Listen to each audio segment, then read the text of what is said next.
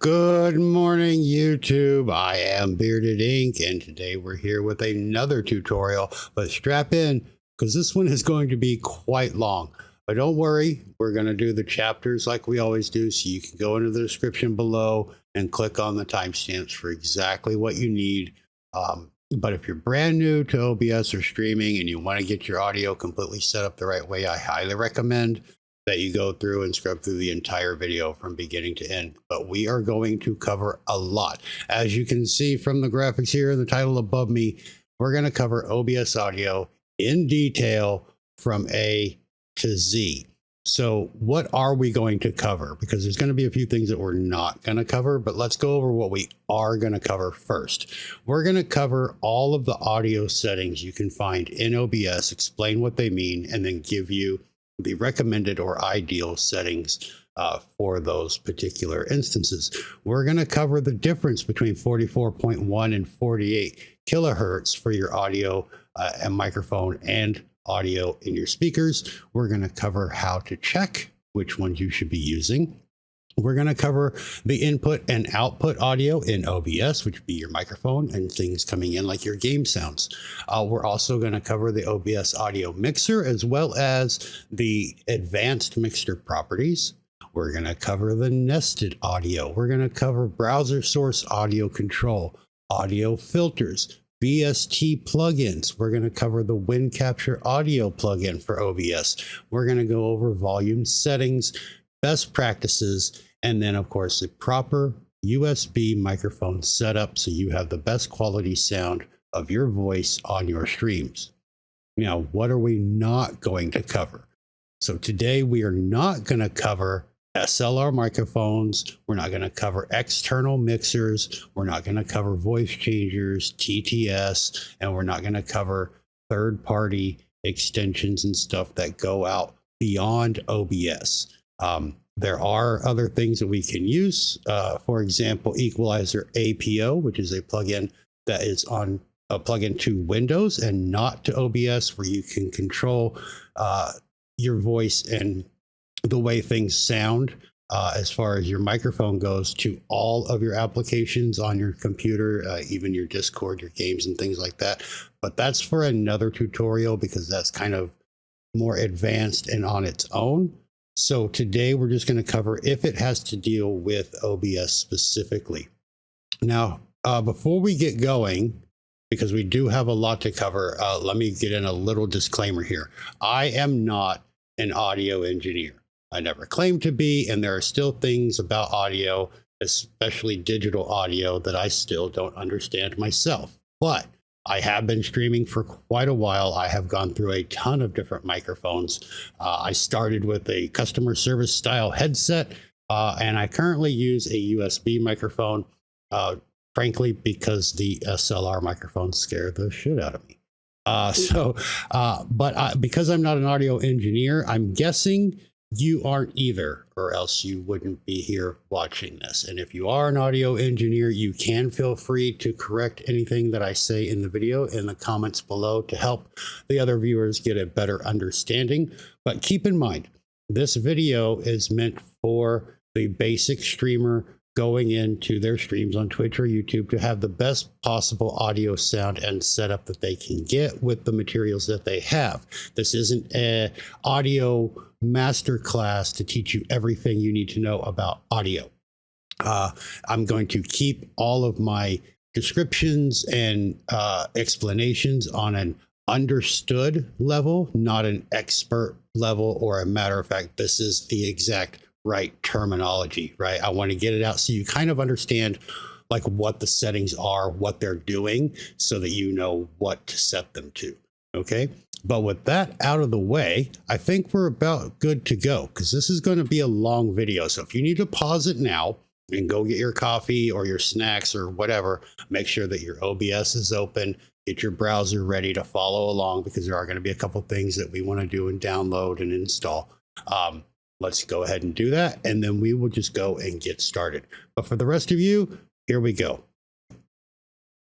Okay, so we're going to just go to my desktop here where I have a few things already open, kind of setting up for this video. But I have, as you can see here, a brand new install of OBS. This is version 30.2.3. So if you're not on this version, there are going to be a few slight differences in like the way things appear, but all of the settings are still there.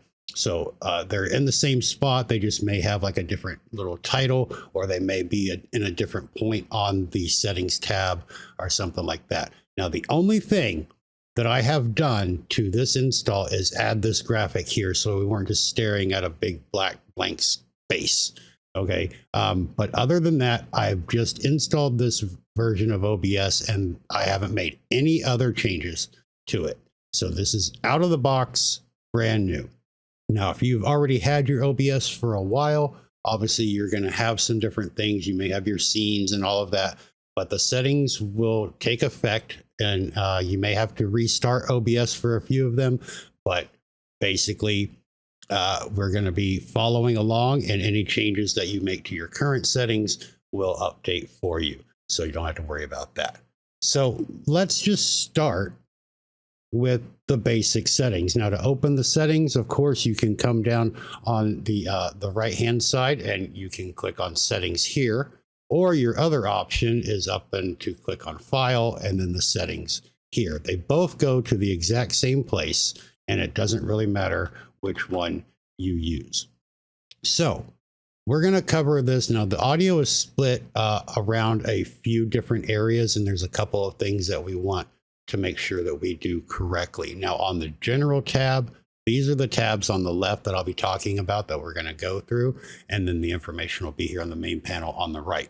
On the general tab, there isn't anything for audio specifically that we need to worry about.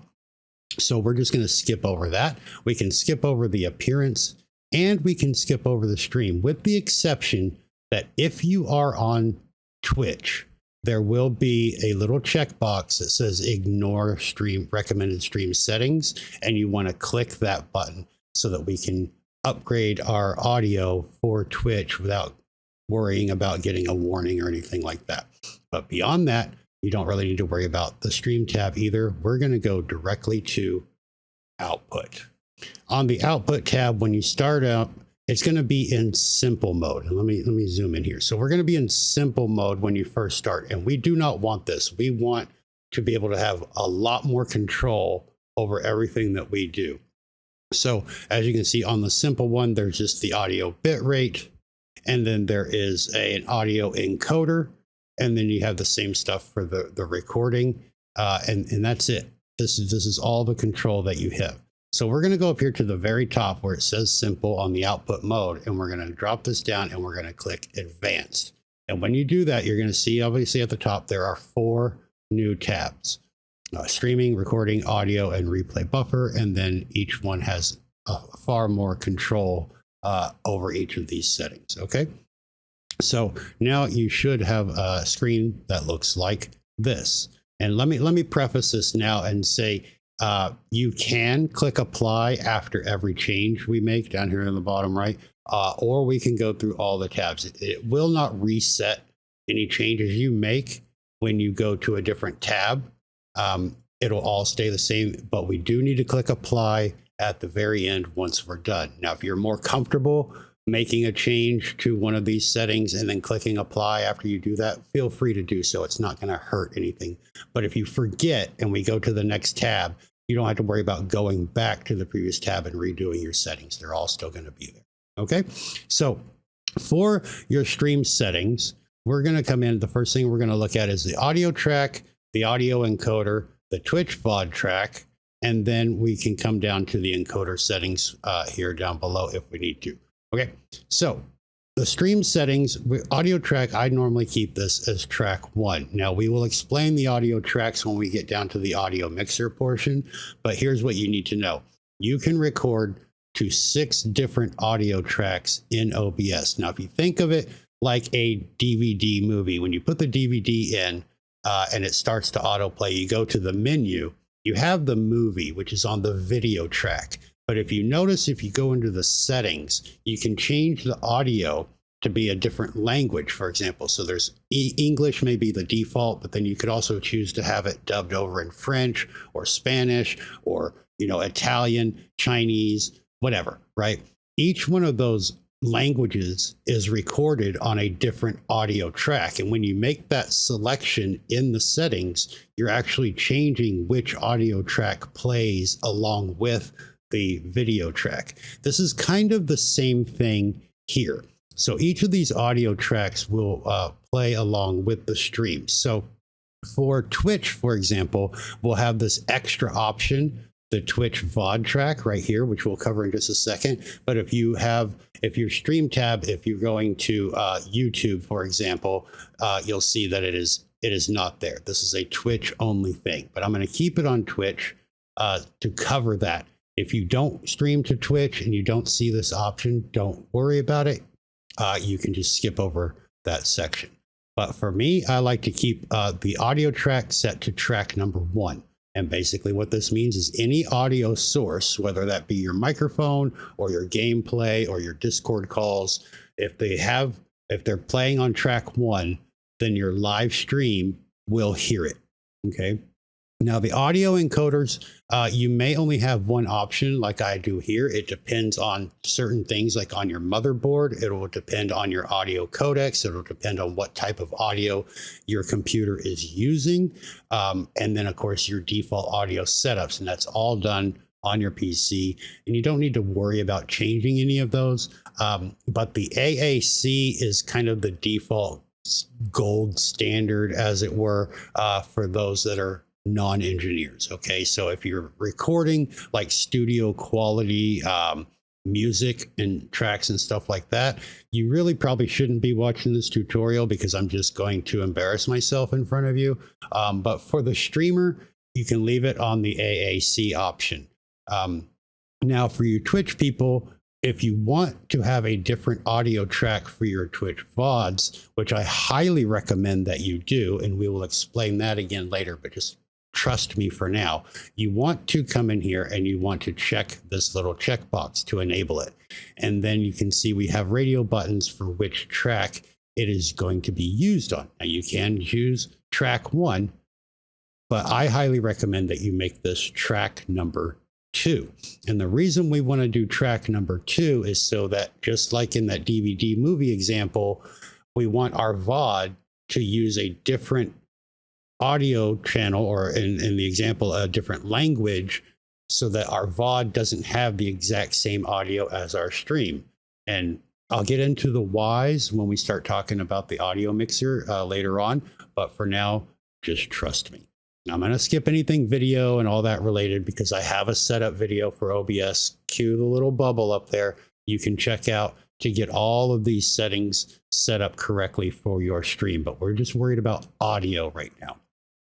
So now we're going to go back to the top here and we're going to click on the recording tab. And the reason we're going to do this is because we're going to come down here to the same thing, the audio encoder, which should still be your AAC. You can see recording has a lot of different options. The FLAC and the ALAC are good options for some of your recording. It depends on what you're recording and things like that. If you are unsure, just leave it the same as the AAC.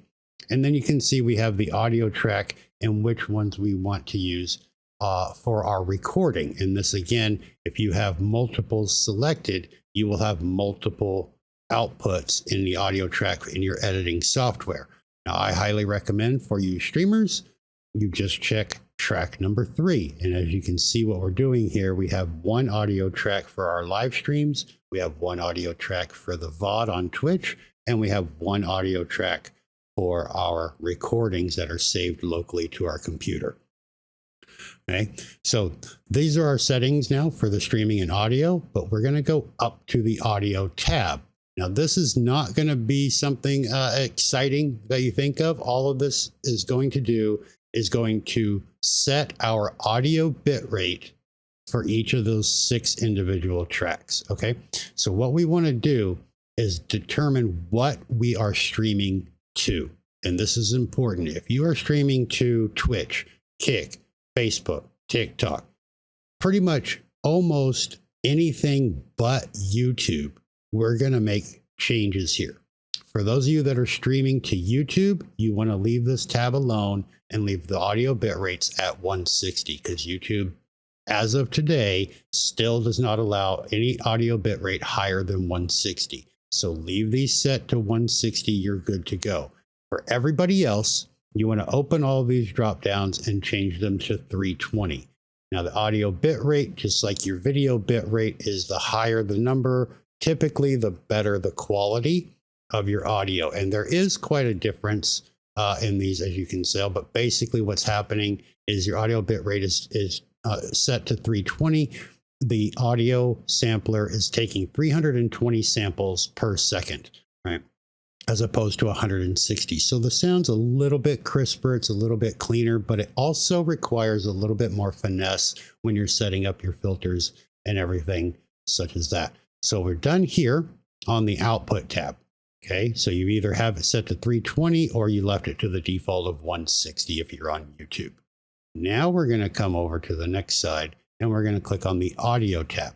And this is where we're going to kind of veer off a little bit, starting with the sample rate. Now the sample rate here, if I zoom in for you again, is you're going to have two options. You have 44.1 and 48 kilohertz. And as you can see, 48 is the default.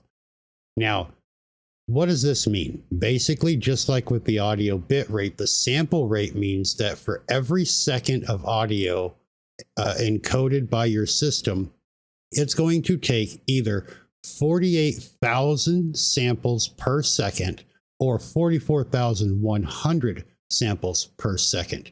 And to the human ear, if I were to talk to you in straight 48 kilohertz, and then switch up mid-sentence to 44.1 kilohertz, you as a human listening wouldn't really be able to tell a difference. They are so close on the scale that there isn't really an audible difference. Now, technically, for you audiophiles out there, the 44.1 is like a CD quality. It's meant for like music and singing, voices and things like that. The 48 kilohertz is more for like a film or a video recording. For the audio for those, it's a little more crisp, a little more detailed, and it has a little bit more of the bass and treble tones built in. Now, will it really matter? No, but what matters is your system. So what we're going to do is we're going to come down below my head over here, and we're going to find our little audio button. We're going to right click on this and we're going to choose sound settings. Okay. And when you do that, you're going to get this pop up if you're on Windows 11. On Windows 10, it looks a little bit different, but it's the same thing. So now we're here. We want to check. We want to go down to our microphone input, and you're going to find your microphone there, and you're going to go ahead and click on it. And then you're going to come over here and you're going to look at the format. So let me zoom in so you can get a better, clear idea here. So here, my microphone is a dual channel microphone. It is done in 16 bits, and I have the option to do 44.1 or 48. Okay, but whatever you have selected here doesn't matter, but it needs to match in OBS. So if you only have, if your microphone, for example, only has the 44.1, then you want to set 44.1 as the source in your OBS. If you have options like I do, where you can do 44.1 or 48, choose whichever one you're more comfortable with. But I highly recommend the 48 kilohertz because it is meant more for the video recording. I mean, if you're streaming, that's what we're doing, right? But if you don't have the option, or if you only have the one, then go with whatever that is. But back in OBS, that's what you want to set this to. So my microphone is set to 48 in Windows. So that's what I'm going to set it to in OBS. Now the channels, obviously you have mono, which means it's only going to come in one side. You have stereo, which means it's going to come in both sides. And then you have your surround sound. This is going to be dependent on, again, your motherboard, your sound card, your system. But I highly recommend you just leave it set to stereo unless you absolutely know what you're doing. Now, going back to the control and everything, we want to have as much control over our audio and our setup as possible. And global audio devices are set up by default to capture all of your desktop audio and your default microphone. And then as you can see from down here below, that's what we have. We have our default microphone, and then the one right above that is the desktop audio. So this is anything that comes in the desktop audio, including our games. It is our alerts, anything that makes sound while we're streaming or recording will all come in on this one single channel. And we don't really need that or want that. So what we're going to do is we're going to come up here to the global audio devices, and everything needs to be set to disabled. And then once we do that, you will see we click apply, these disappear from the audio mixer, and we now no longer have anything set there. And that's what we want, because we want to control what is actually there. So we disable all these, and then we're going to add everything in manually. So the meters, the decay rate, and the peak meter type, you can leave these set to default. Fast is really, really good, and sample peak is better than true peak, simply because it's going to save you CPU resources. So leave those to default. And then the advanced, you have your monitoring device. Now this is going to be what you hear all of the audio on. So your game sounds, your alerts, and you can leave this default if you would like to, but I highly recommend you go ahead and select whatever it is that you listen to. So I'm listening on my JBL headset, so that's what I want to select. And here's why.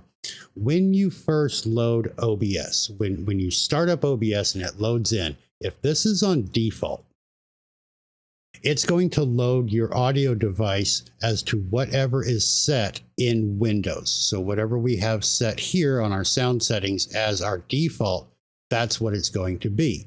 Now, if you're like me and you don't always have your headphones on, sometimes I'm watching a stream or a video and I'm having it come through the speakers on one of my monitors. If I have this set to my right monitor, for example, and then I load OBS, because it's set to default, it's going to default all sounds to my right monitor. Even if I come in here and change this after OBS is open, OBS will still output to the right monitor speakers. So to avoid that, we want to tell OBS exactly where to send all of the sounds. Now, because you're most likely not going to be streaming without wearing your headset or your earbuds or whatever it may be, tell OBS, no matter what Windows says, this is where you're sending our audio. Now, you can disable the Windows auto ducking if you would like to. I usually do. And if you don't know, Windows audio ducking is basically when you're playing a sound, like your game audio, for example. When the game is making sound and you're not speaking, the game will have a level of volume set to whatever it is set to. And then when you actually speak into your microphone, it will push that game volume down and raise your voice above it. But this can cause for some weird audio glitches, especially when you get excited in a game or you tend to talk louder and then softer and then louder. It makes for a very unpleasant and inconsistent, I guess is the word. I know English. And it makes an inconsistent listening experience for your viewers. So disable the Windows audio ducking will help level that out. And you don't really have to worry about the peaks and valleys, because we're going to take control of that later on in this tutorial. If you're using an NDI output, you may want to offer the low latency audio buffering mode. If you don't know what an NDI output is, you're probably not using one, and you can leave this alone. Okay. So now we're going to click real quick on the video tab, and you'll see there's nothing audio related here. So we're going to skip it. We don't need hotkeys. Skip over hotkeys because we're not setting hotkeys to anything audio. Accessibility is only for colors, and the advanced tab has nothing to do specifically with audio that we need. Again, for these settings, go watch my OBS setup tutorial where I cover everything on these tabs for you as well. So now that we're done with the basic settings, we're going to come down here, we're going to click apply, and then we're going to click OK. Now, note, if you have selected the 44.1 kilohertz in that one setting, you will need to restart OBS to get those changes to take effect because it defaults to 48. So go ahead, if you've made that change and you're on 44.1, go ahead and reboot OBS. You just close it down and then just reopen it and everything will be good to go. And if you want all of those changes to make sure that they've taken effect, go ahead and restart OBS as well. We'll wait for you.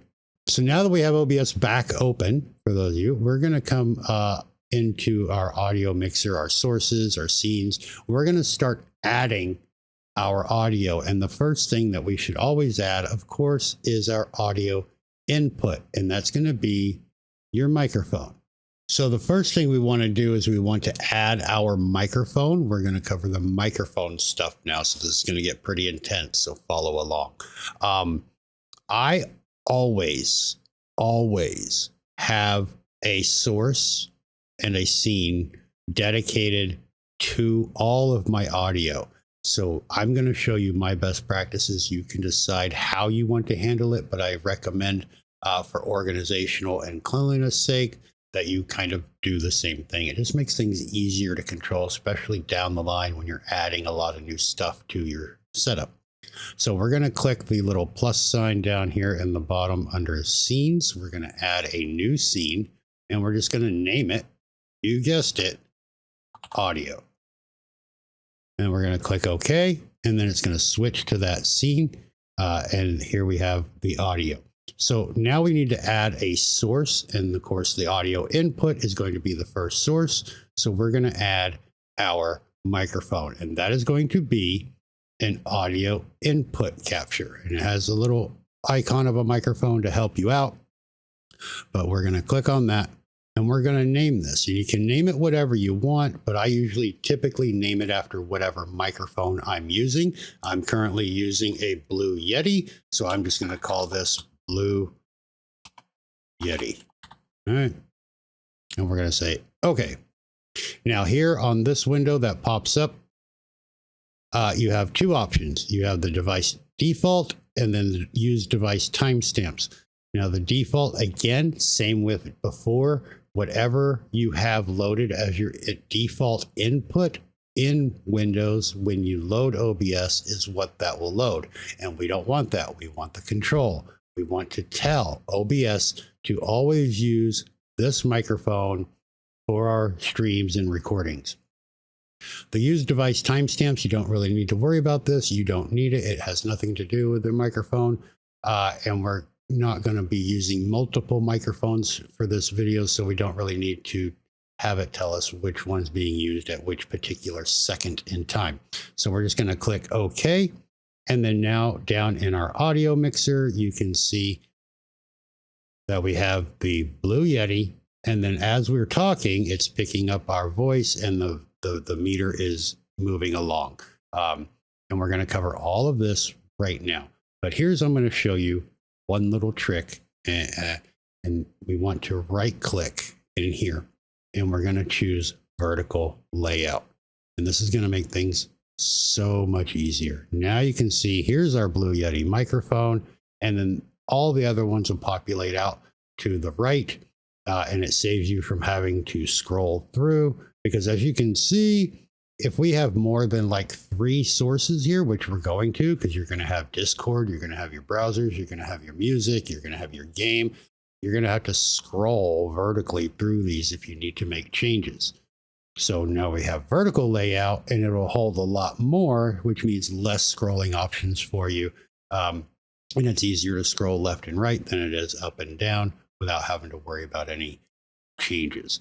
So what we want to do here now is we want to put some control over how our microphone sounds. We want to sound good on stream. You want to sound crisp and clear, and you don't want to peak your microphone. You don't want to come in too low. You don't want to pick up extra sounds that you don't have to, like the fan that's blowing behind me or the fans from your PC, dog barking outside, those kind of things. You want to try to avoid those limited distractions. So we need to set up filters and plugins and things like that to help control all of this. And all of it can be done right here in OBS. So what I'm going to recommend you do is go to your actual physical microphone and have a look at it.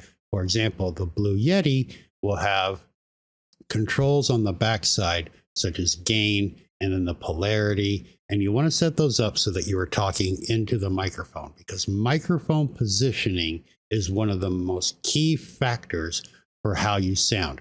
It is highly recommended that your microphone be no more than 6 inches from your mouth, but sometimes you can't help it. Sometimes you may not like it. For example, I don't like it.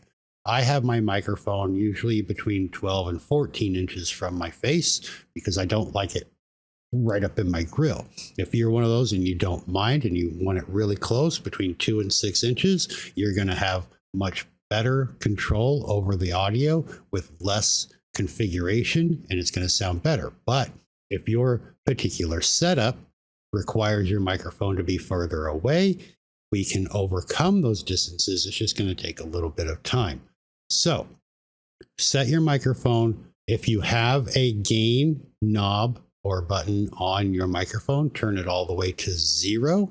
We want everything to be controlled inside OBS. We want everything done digitally because it is a lot cleaner than if it's done at the microphone level. And I'll explain all that as we go along. Okay, so position your microphone where it's best comfortable for you. Maybe you don't want it to be in screen, so you want to move it down or up or to the left or to the right or whatever. But you basically remember you want to keep it in the cone of volume, as I call it. So when you're speaking straight ahead, like I'm talking straight ahead now, the microphone is directly in that path. Now, if I turn to my left, because my microphone is actually positioned on my left, it's in front of me, but the boom arm and all that goes off to the left. So when I turn to the left, I'm still have the microphone in that cone of where my voice is going. But when I turn to look at my right monitor, the microphone is just outside of that cone. So I'm actually going to sound a little bit lower in volume. It's not going to be as crisp, as clear. So you can tell the difference if I'm over here, like I'm looking at my third monitor over here, compared to when I'm talking to you when I'm looking straight ahead. And you can hear the difference almost immediately, right? It's a little louder, it's a little crisper, it's a little clearer. I don't sound like I'm in a tunnel.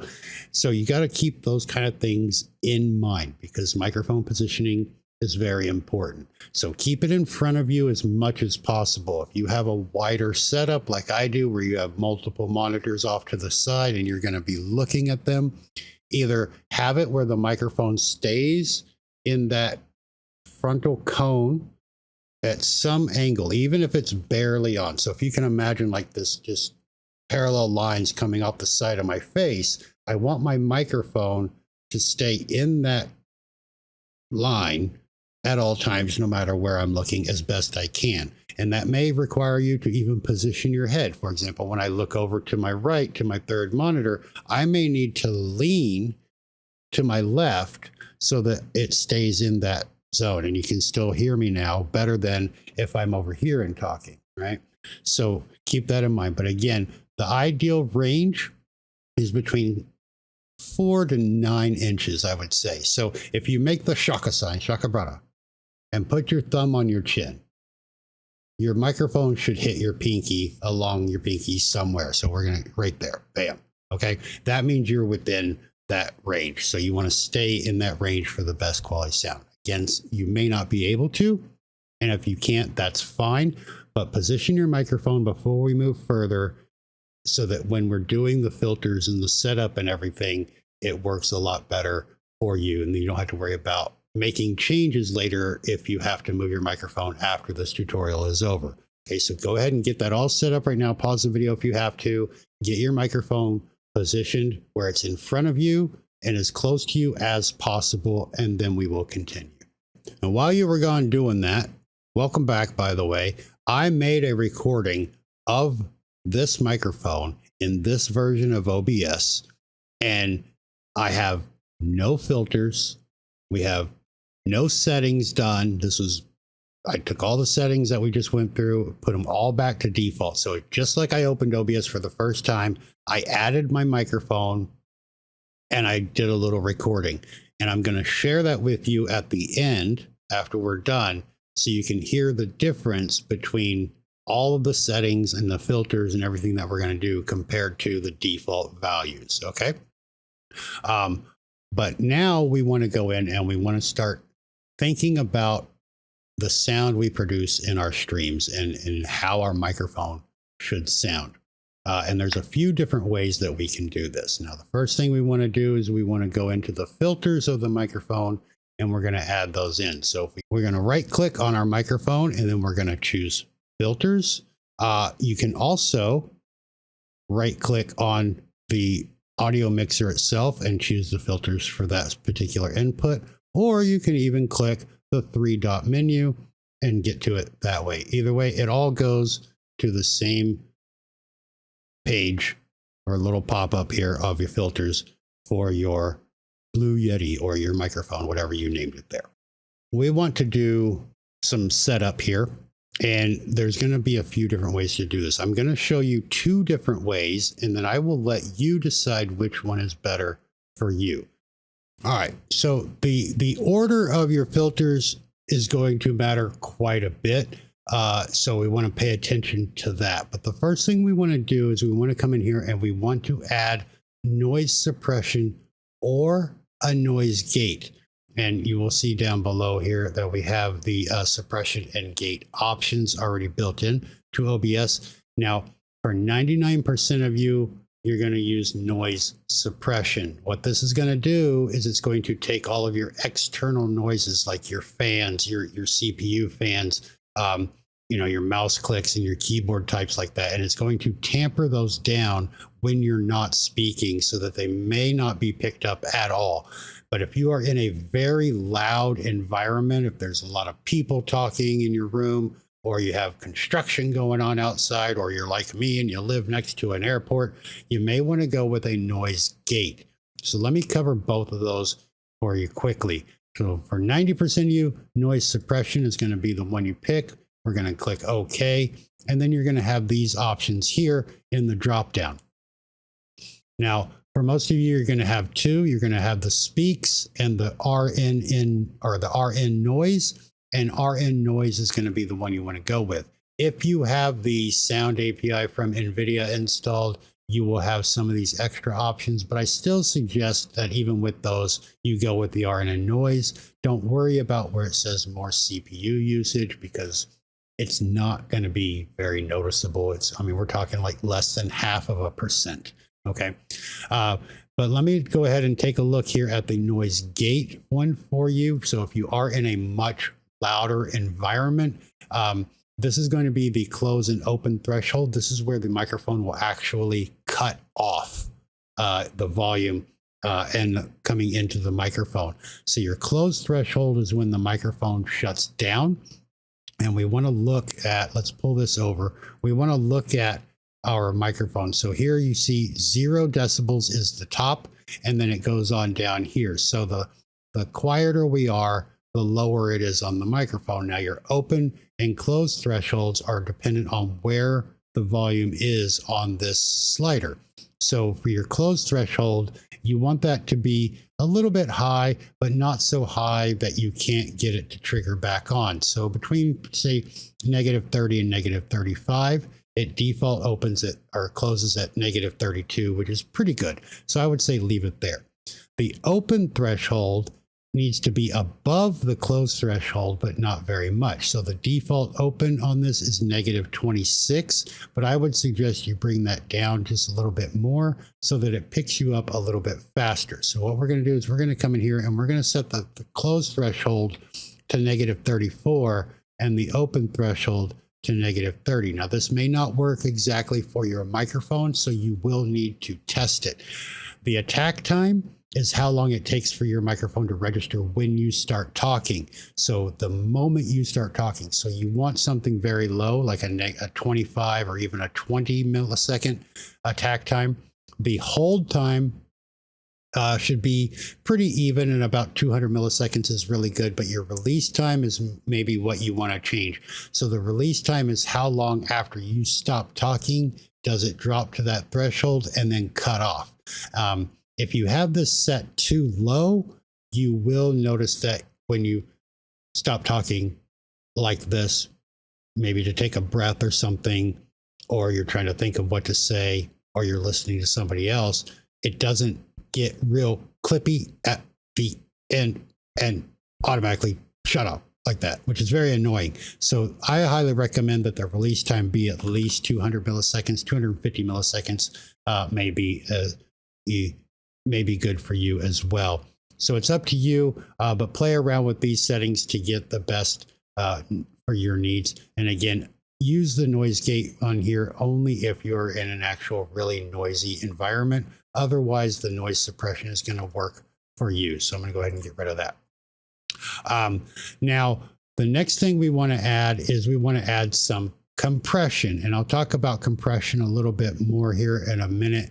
But basically what it's going to do is it's going to keep your high ends and your low ends on a more even base. And the cool thing about this is you really don't need to change anything. Just turn the compressor on and let it go.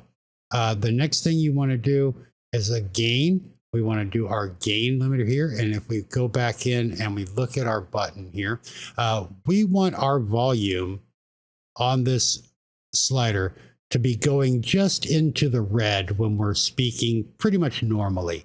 And if we're not, like currently, I am not into the red, only if I get really, really loud. I'm coming in at about a max of about -10 decibels. So I'm sliding in right here.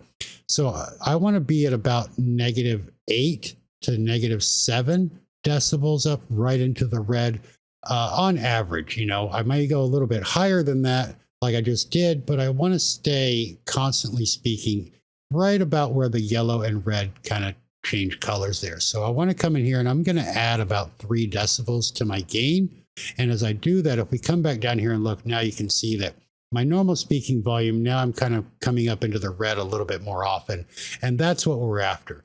So depending on how close your microphone is to your mouth, how far away it is, or what direction you're looking, you may need to address these a little bit differently. Some of these that I've set up and helped other people with, we've gone all the way to 7, 9, or even 11 decibels up.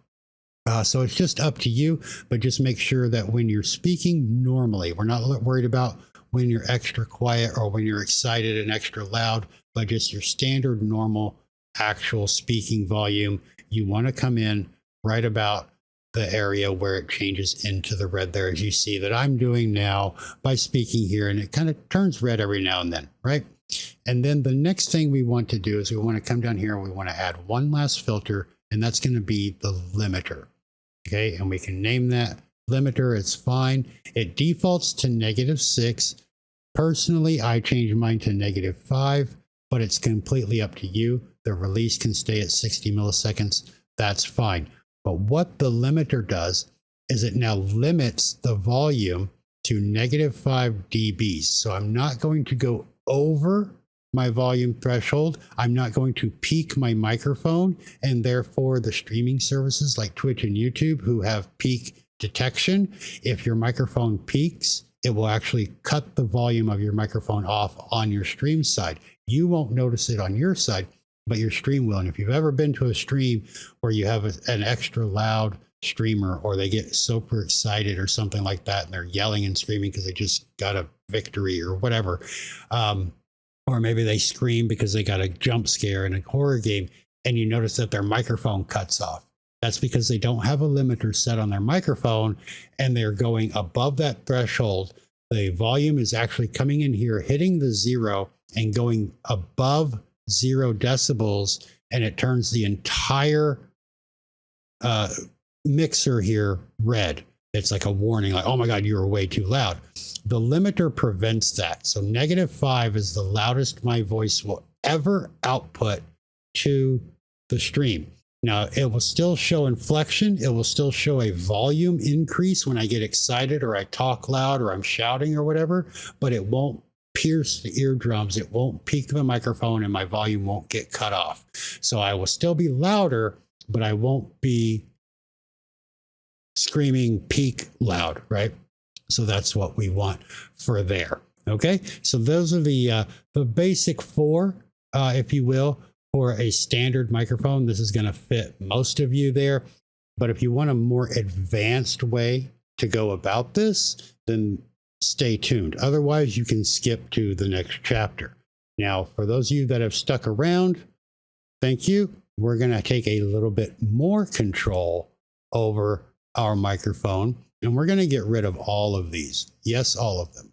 Now, there's going to be a couple that we do add back, specifically the limiter, but we want a blank slate here. And we're going to install something called the Reefer plugins, or the VST plugins. So let's go ahead and close this for now. We're going to minimize OBS.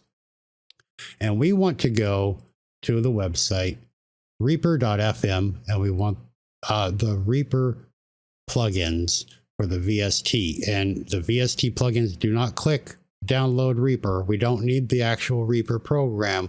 We just need the VST plugins. So we're going to come down here under the download plugins. You'll see there's the 32-bit version and the 64-bit version. Don't worry about the date. They still work just fine. We're going to go ahead and download this. It's going to be an installer. Save it somewhere easily accessed, like your desktop or whatever, and go ahead and download that. So let's go ahead and take a look at that now. It should show up any minute. There it is. This is just an exe. It's going to install. Now, it's very, very important that during the installation process, you install to the default directory. And let me show you why before we do the install. In OBS, if we go back into the filters here, let me zoom in for you. You'll see that one of the options is the VST plugin. Okay, so this is built into OBS by default, but you cannot change where OBS looks for the VST plugin. So you can't install them somewhere, specific to your computer and then be like, oh, OBS, check for them over here. It doesn't work that way. So they're going to install to a VST directory that's already on your system. So we're going to go ahead and we're going to double click. We're going to get the UAC, and then we're going to have this little pop up here. Let me zoom in for you for the setup. So we're going to go ahead and click I agree. You can leave all of this default. We're going to click next. And then as you can see, it will tell you it's going to the VST plugins directory. It'll have the Reaper plugins subdirectory, which is fine, but yours may be a little bit different than mine, but this is where we're going. So whatever the default destination shows up here, that's what you want to do. We're going to click install. And then obviously I can click abort because I already have them, but you should just go through just okay.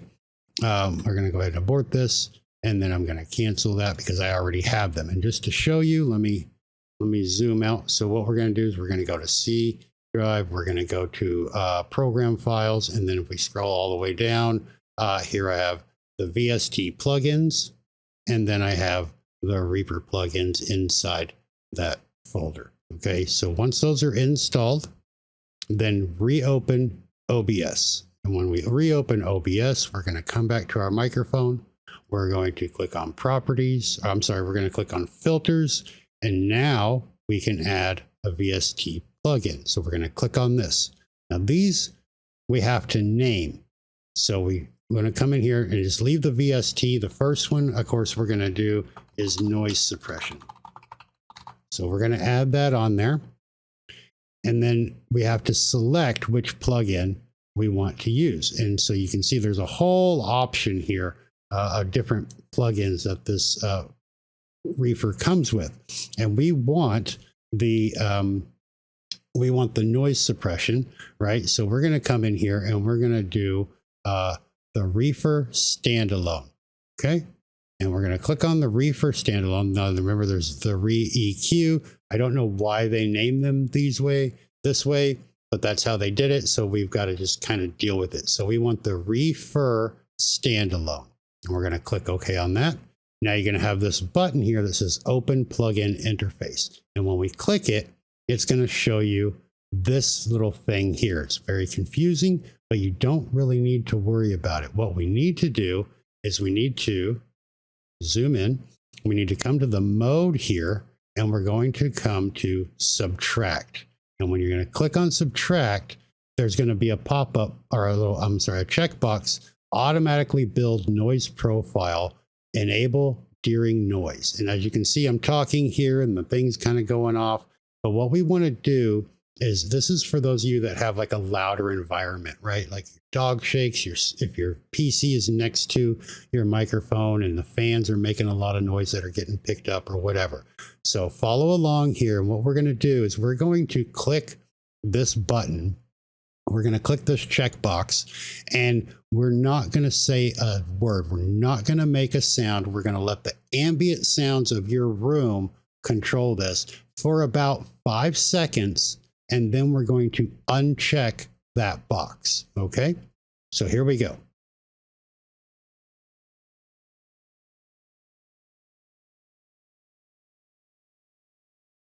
All right, so now you can see that the bar looks a little bit different when I speak. It now has the gray bar and the yellow bar.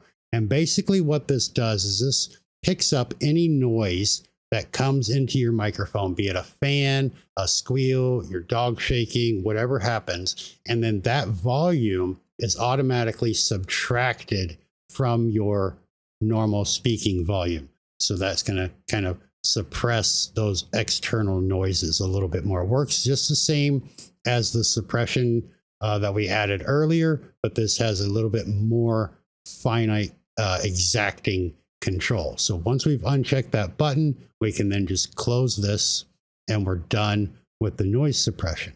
So now we're going to come back down. We're going to add another VST plugin, and this time we're going to name it VST Gate. We want to add a noise gate. So we're here, same thing, plugin. This time we're going to do RE Gate standalone. Again, we can open the plugin interface, and then you're going to see this bad boy. And this thing looks confusing as hell, right? So, okay, so what we have here on this box, on the noise gate, is basically the same thing as the gate we did before.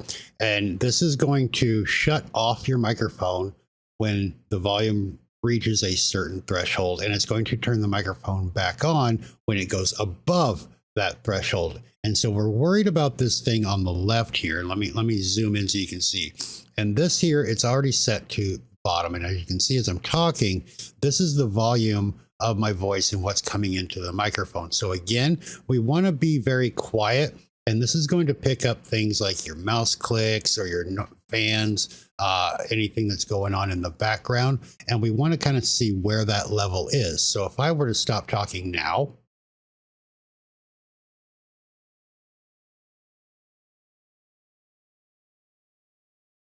you can see that nothing is coming in. But if I move out of the way, or if I start clicking my mouse a little bit, you're going to see that it kind of jumps up, and we want to see where that level is. So give it a little bit of noise, but don't say anything with your actual voice. Don't talk out loud.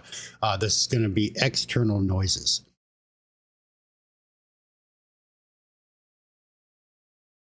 So there's my mouse click. It's about right in this area here.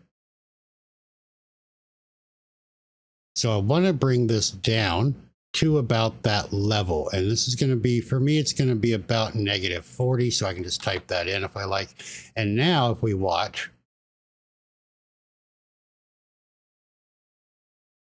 what that's going to do is when I'm not speaking, my microphone is going to cut off. And if I'm clicking on my mouse or whatever, it's not going to pick that up and let it go out. Now, keep in mind, if I have broken that threshold, and now as you can see here, we're going above where the slider is. If I were to click my mouse now, you're definitely going to hear it as well, because it's still picking it up. But if I'm not saying anything at all and the microphone has been shut down because of the noise gate, and I start clicking my mouse without reaching that threshold, it's not going to pick that up as well. Okay. And then the only other thing we need to worry about up here are the attack and the release. Now, the attack is how fast it turns the microphone back on, and the release is how long it takes for everything to shut back down. And again, we want to leave these kind of low for the attack. So anything like 3 to 5 milliseconds is going to be good. With the release, though, what the release is going to do is how long or how fast your microphone shuts off when it reaches that threshold. So as you can see, if I were to start talking kind of low, this is going to come down a little bit and it's going to get real close. And if that microphone shuts off, it's going to cut off my voice, right? So we want this to actually be a little bit higher here. So I'm going to set the release to 200 milliseconds. And that way your voice doesn't get cut off. If you like take a breath or if you stop talking, it doesn't just cut off the microphone instantly. It kind of lets it come down. So if you start talking again, it hasn't shut the microphone off and it's less jarring.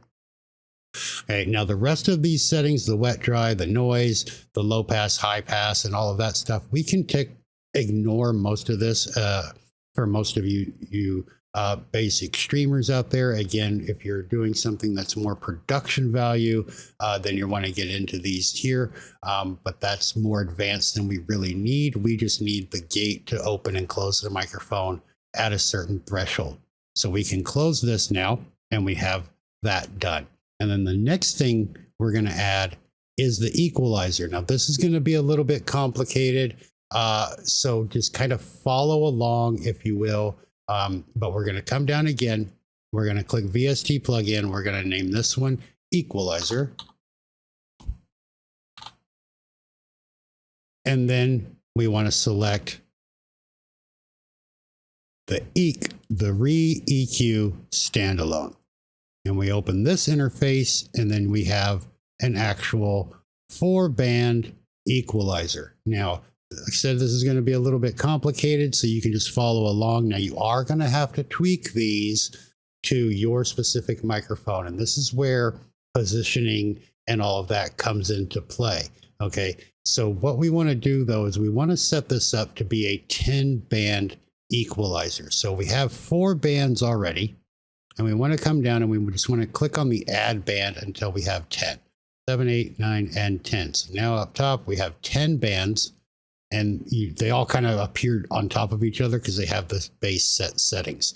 But basically what we're going to do now is we're going to go in to each of these, and we're going to set them to be more of an equalizer band that is meant for our voice. Okay, so the first band here, what we're going to do first is we're going to go through and we're going to set all of the frequencies on all 10 of these bands. And so that way we get them all spread out where they need to be. And then we're going to go back and tell them what type of band it is, and then what the gain and bandwidth are going to be for those. Okay.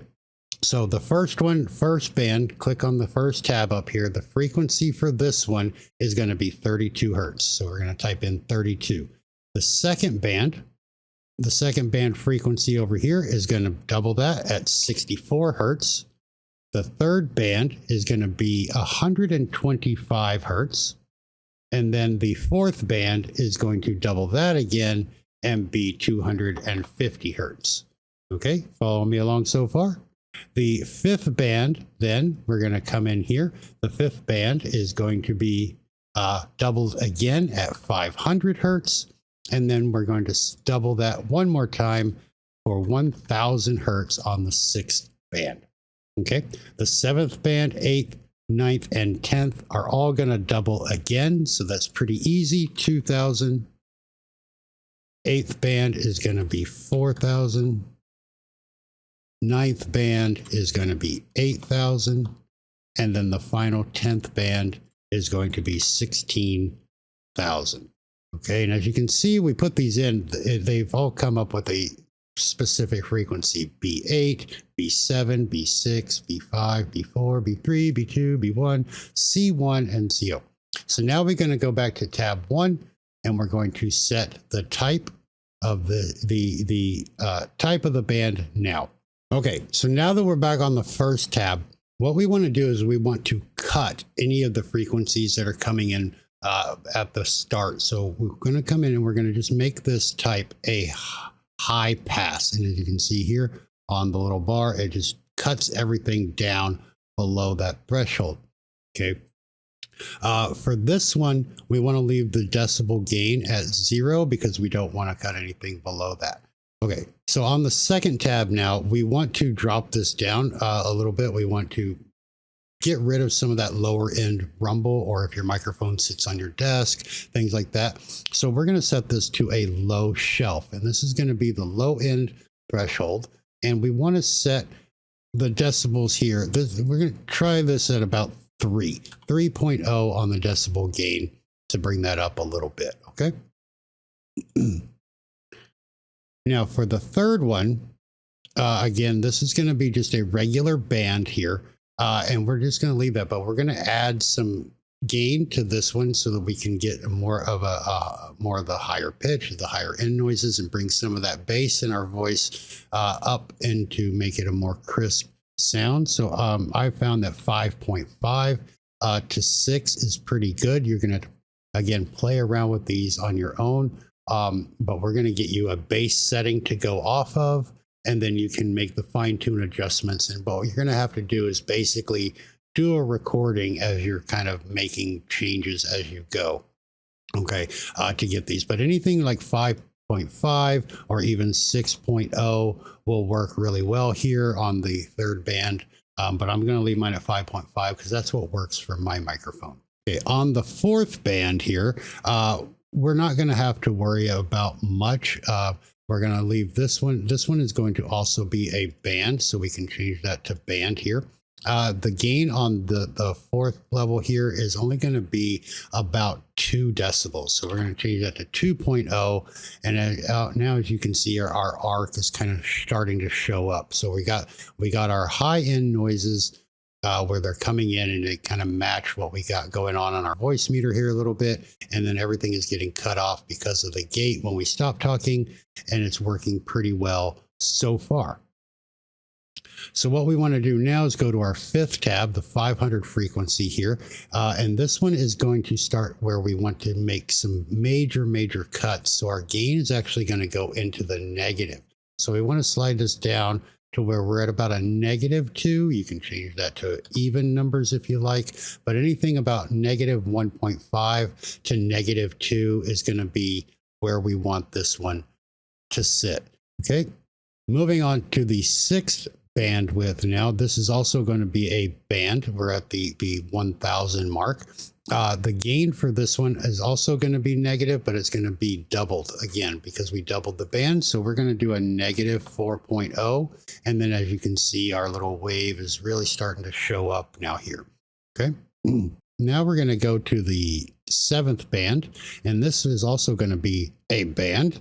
And the decibels here are going to start going back up. Now we're getting into the higher end frequencies. So we want to capture those without having to get into our plosives and our sibilants and stuff like that, which is where the higher end bands start to really show those. So your S's, your P's, your T's, those kind of sounds, this is where we want to kind of even those out and all of that. So for this one on the high end band, we're going to set this one to about a positive 3 decibels. You may need to go up to like 4 or even 4.5 on some of yours. Again, you're just going to kind of have to check it out on your own. So our eighth tab here, the 4000 kilohertz here, again, we're just going to make this a 3. We're going to leave it kind of about the same because we've doubled the bandwidth, but we don't really want to accentuate those extra sibilants and those plosives, right? So we want to pick up the audio, but we don't want them to sound really horrible. And then for the 8,000 and 16,000, we're going to go back into negative, but not by much. So we're going to do a -1.0 here on that. And the same thing for the 10, but the 10 is going to be a different band. The 10 is going to be a low pass because we're at the other end now. So we want to cut it off after that. But this is going to end up being a -1 as well on that. So now we kind of have this weird conglomeration wave going on here. So these are the base settings that we have here. We have the high pass on the 1 and the low pass on the 10. Everything else, except for number 2, which is a low shelf, is just a regular band. And then we have our typical equalizer wave here that we like to have, right? So now that we have that set up, again, you can go through and fine tune these. You can change the frequencies slightly if you need to, but I would worry more about the gain here than anything else. So just do one band at a time as you're doing your recording, and tell yourself what you're doing so that when you play it back, you know what sounds good, what sounds bad, and then you can go back and make those changes as you need to. Okay. We're going to go ahead now and close that. And then the next thing we're going to have to add is the compression. So let me zoom back out here. Click on the plus sign. We're going to click VST. We're going to rename this one to VST compression. And then we're going to select the recomp standalone. That's this one up here. We're going to open the interface. And then now that we have the recomp in here, it's going to be kind of the same thing as the gate before, but we're going to do a little bit different here because this is going to compress our audio. Now, what a compression does on a very basic level is it takes all of your high sounds, like when you're really excited or you're yelling or you're getting up there in the volume levels, compared to the volume when you're whispering, you're a little bit more quiet or maybe even further from the microphone, and it compresses those two down so that they're more even throughout your vocal range. So the first thing we want to do is we want to come to this bar here and we want to bring this down to where our threshold is. Now, anything negative, this is where the plugin is going to actually kick on, and it's going to kick your microphone on or off, right? Anything about negative 25, 24, 25, 26 will be a good start. And you should be able to get most of that done there. But we want our attack to be very, very quick. We want it to pick up pretty much the moment we start talking. So let's set this down to about 2 milliseconds. And then your release, unlike before, we want it to cut off really, really quick as well. So about 30 milliseconds is going to be good there. Now, the big thing with the compression is the ratio. And what the ratio does on an understood level is basically anything over that threshold. So our threshold here, negative 25. Anything that comes in over that is going to be set at whatever the ratio is. So for example, if we set this to 2.0, a 2-to-1 ratio, what that means is when your volume comes in over that threshold, it's going to be cut in half. So for example, in using numbers, if we speak at 40 decibels, and then I come in and I say something at 44 decibels, it's actually going to be pushed down to 42. It's going to be cut down. So every 2 decibels over the threshold actually gets cut in half to 1. Now, what does the ratio need to be set at for you? I would suggest you start with a 2.0 to 1 or even a 2.5 to 1.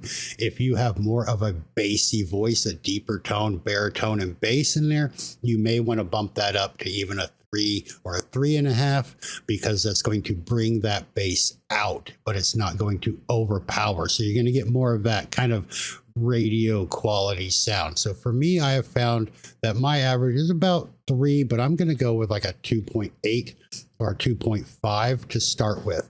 So if you do 2.0 to 2.5, that is a very good starting point for you. And then of course you can then come in and make changes as you do your test recordings to see what sounds best for you. Okay, so then we can close this out.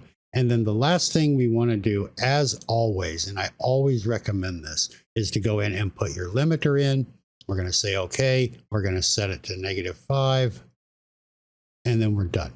Okay, so now we have our microphone. You can see we're right at the threshold of that -10 where it comes into the red. We're doing pretty good. We have a great quality sound, and we're going to do another little recording here in a minute.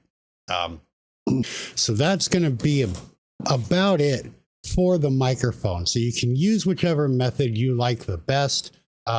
whether it be the built-in filters or if you use the VST plugin filters there.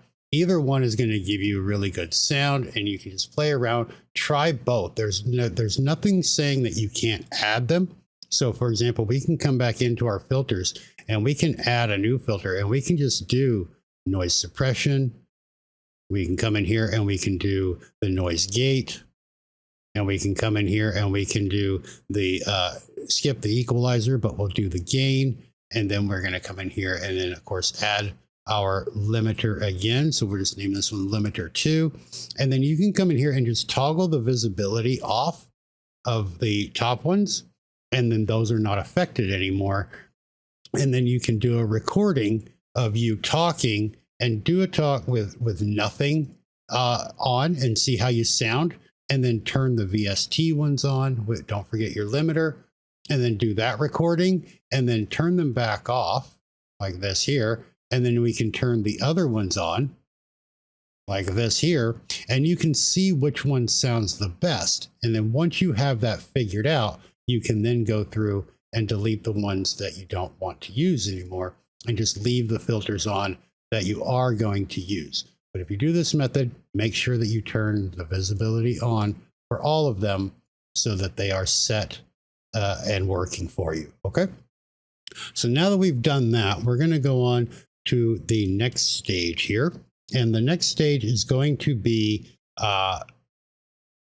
the advanced mixer properties. So we have our mixer down here, and we have our audio, and we want to come in, and what you want to do is you want to be able to control your audio. So we have the slider. Let me zoom in, and we have some basic controls over the audio. So I can bring this down, and I can turn the volume of my microphone pretty much all the way off, right?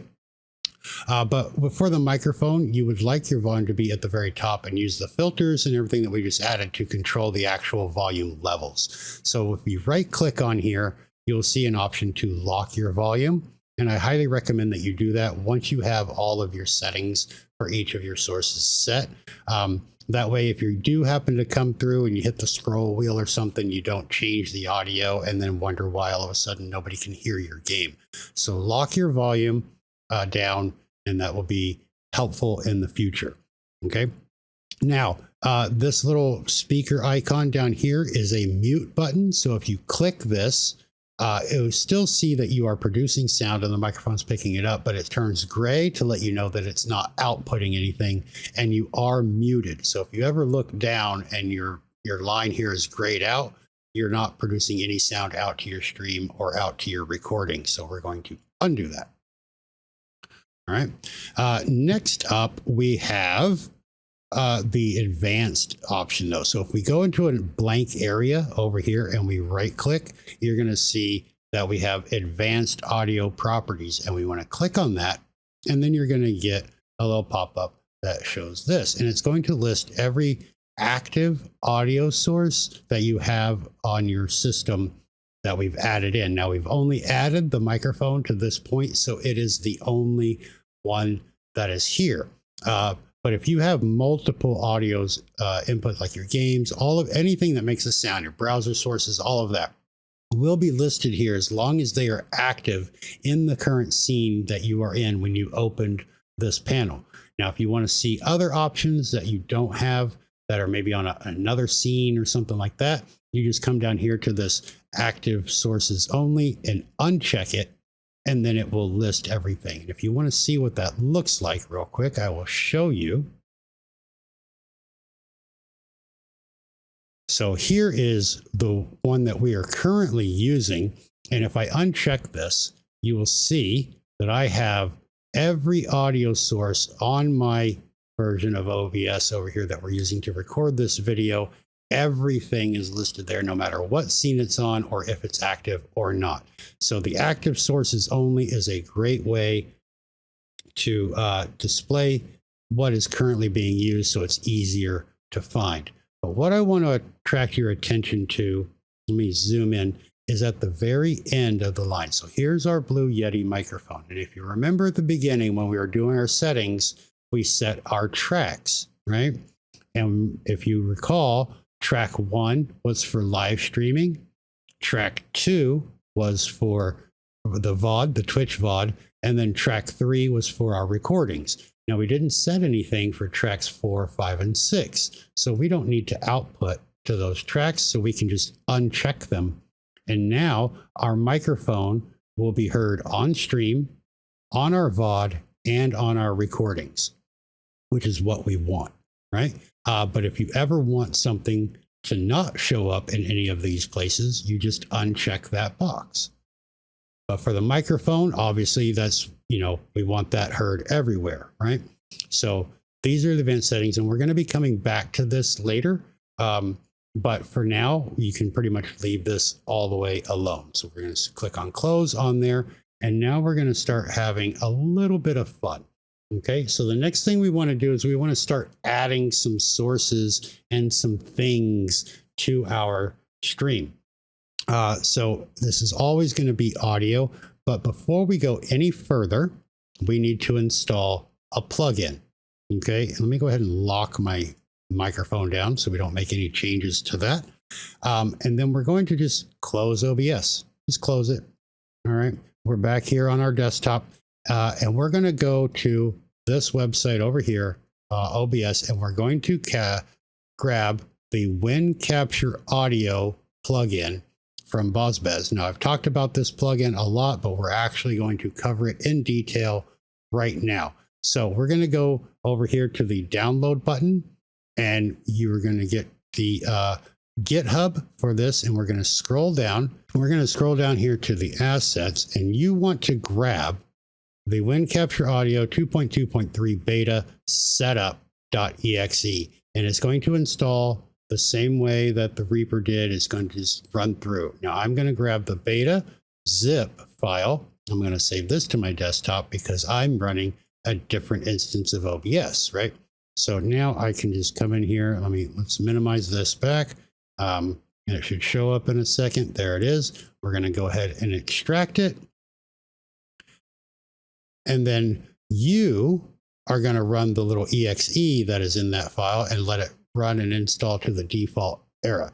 Now, if you happen to be like me, though, and you are running a portable instance or a secondary instance of OBS, then you want to come into your OBS folder, and we're going to open then the zip file that we opened. Instead of an exe, we have two folders, data and OBS plugins, and I'm just going to come in here and install those over the top. Once that is done, it only takes a quick second. Now we can come back in and we can reopen our version of OBS, and we'll have the plugin installed. Now here's how to tell whether you did the installation correct or not. So let me zoom in here for you. We're going to come down here and we're going to click like we're going to add a new source. And now you should see a new source option called Application Audio Output Capture. Now this Application Audio Capture Beta, what this one is, the very top option, this is the same plugin that we just installed, but it is built into OBS. Now, when OBS moved to version 28, BozBez made this application audio output capture. And then the very next version, OBS devs said, hey, that's a really good plugin. It's very powerful. We like some of the functionality, so we're going to add that to OBS. But it doesn't have all of the functionality, and it is much weaker than the actual plugin. So that's why we went ahead and did the plugin anyway. So you just have to be careful now. And remember, you want the output capture, the second option. This is what we're going to use. Okay, so we're going to click on that. And then we're going to just name it. So the first thing we're going to do is we're going to decide what kind of audio we want to add. Now, one of the first things that you want to add, obviously, is your game audio. So we're going to do that. We're going to say game, and we're just going to name it something unique, and we're going to click OK. And then you're going to be met with this box here. And it seems very confusing, but I'm just going to go over it very, very quickly. So at the very top, we have the mode, and there are two modes to choose from. So you can capture audio sessions from a selection of executables or capture the foreground window with a hotkey. We want to capture the audio sessions from a selection of executables. That way we don't have to worry about hotkeys. We can always have the sounds that we need. Now the executables here, this window will be auto-populated when we select them. Now, one of the cool things about this plugin is that it does one of two things. Whatever is in this list, whatever executables we add to this list, it will either include that audio, or if you capture all audio except, it will exclude these up here. So whatever's in this box, it will either include them or you can exclude them. Now, I've never had a need to do the exclusion, so leave this box unchecked. But what we want to do now is we want to add our game to this list. Now, to add things, anything at all to the plugin, to this executable list, it not only has to be open, but it also has to be making noise. Okay, so I might want to add, well, my game Ghost Exorcism Incorporated. And if you come down and look on the list, you'll see that it's not here. It's not listed. The exe for the game is not listed. That's because anything you want to add has to be open and making noise for the plugin to pick it up. So I'm going to go ahead and open the game. We got to close this first, and then I'm going to go ahead and open the game and show you how we're going to add these in. Okay, so I have the game open now. You can see it down in the taskbar, and it is currently in game. So we're making noise. So we can just right click again and go back to our properties tab. And then if we look in close, we go and drop down the session here, and we can see Ghost Exorcism Incorporated is listed there. Okay, so we're going to click on that to select it. And then you have to click Add Executable. And once you do that, it'll show up in the executable list, which is what we want. So if we look down now at the games, you can see that it is making noise. Now the game is very, very quiet. It doesn't have a lot of music at the beginning and stuff. But I assure you it is open. Here it is. So, okay, so there it is. We're in game and we're making noise, and you can hear it in OBS, okay? What we want to do now is, let's zoom out again, is note that you can add as many executables to one source as you like. Now, you're only going to have to add them one time. So if I come in here and I close the game, right, you'll notice that it is still in the list. So it's still there. It's always going to be there until I manually click on it and then hit the trash can icon to delete it.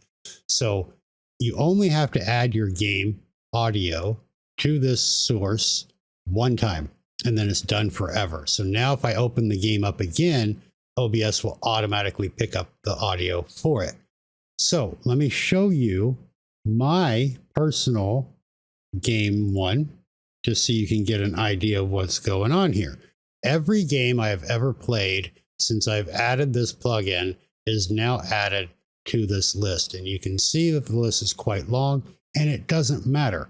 If I open one of these games, here's one, Labyrinthine. If I open Labyrinthine, it's going to pick up the audio.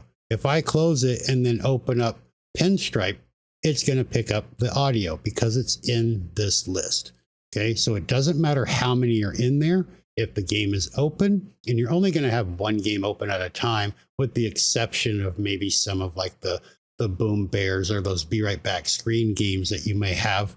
And it's going to play the audio from all of them. So even if I were to open every single one of these games, not only would my computer melt, shut down, and never want to restart again, but before it happened, all of the audio for all of those games would come through that one channel.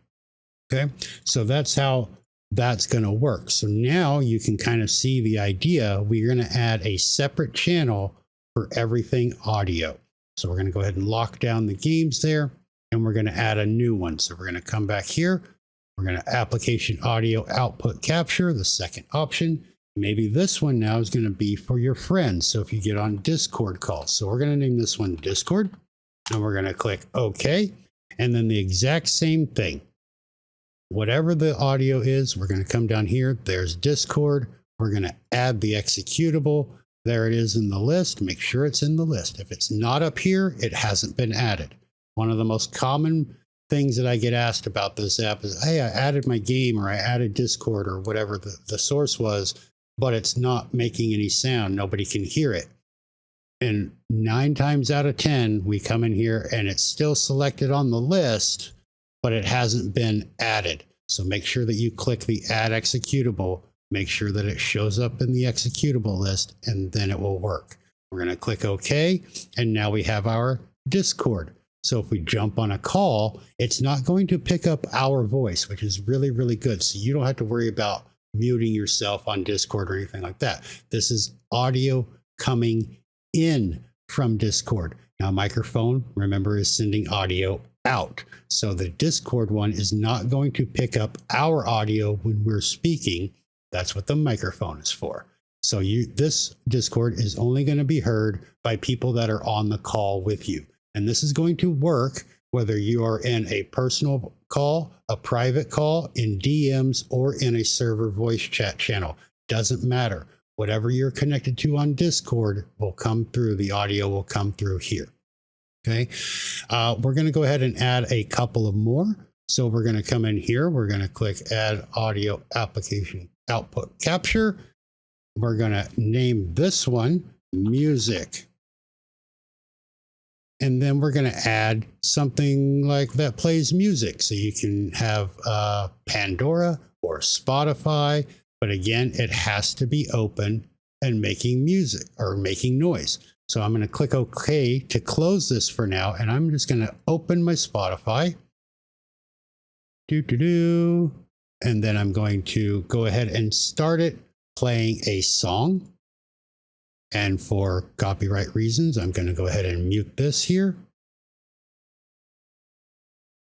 But now that Spotify is making noise, we can come back in here and we can right click on go to Properties and then find Spotify, click on the Add Executable, verify that it's in the executable list, and click OK. And then Spotify will be making noise once I unmute it. Okay, so let me go ahead and close that. I don't need any copyright dings, so we're not going to worry about the music too much. But here is where things start to get interesting. Let me go ahead and unmute this now.